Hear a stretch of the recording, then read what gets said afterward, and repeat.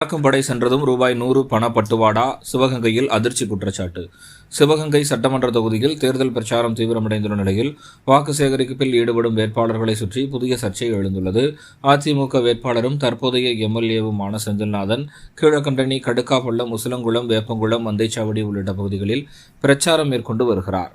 அதேபோல முக்குளத்தூர் புலிப்படை சார்பில் போட்டியிடும் கருணாசும் பல்வேறு கிராமங்களில் தீவிரமாக வாக்கு சேகரிப்பில் ஈடுபட்டுள்ளார்.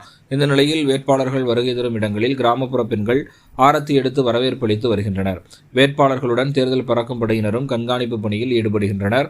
ஆனால் வேட்பாளர்கள் மற்றும் பறக்கும் படையினர் அங்கிருந்து நகர்ந்த பின்னர் அப்பகுதிக்கு வரும் கட்சியினர் ஆரத்தி தட்டுகளுடன் காத்திருக்கும் பெண்களுக்கு தட்டுக்கு ரூபாய் 100 வழங்குவதாக கூறப்படுகிறது.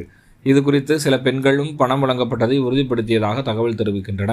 தேர்தல் கண்காணிப்பு குழு அப்பகுதியை விட்டு சென்ற இடைவெளியை பயன்படுத்தி இத்தகைய பணப்பட்டுவாடா நடைபெறுகிறது என புகார் எழுந்துள்ளது.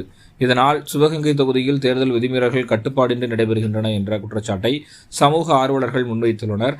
ஜனநாயகத்தின் நம்பிக்கையை பாதிக்கும் இத்தகைய செயல்களை தடுக்க தேர்தல் அதிகாரிகளும் மாவட்ட நிர்வாகமும் உடனடி நடவடிக்கை எடுக்க வேண்டும் என பொதுமக்கள் கோரிக்கை விடுத்துள்ளனர்.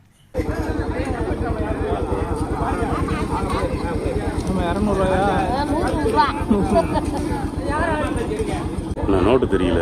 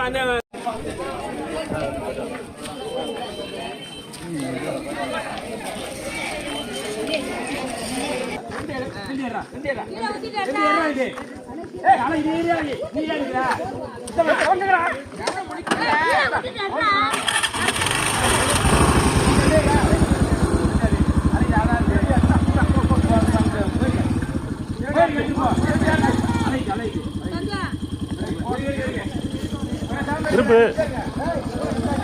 இப்படி போயிடும். பாட்டு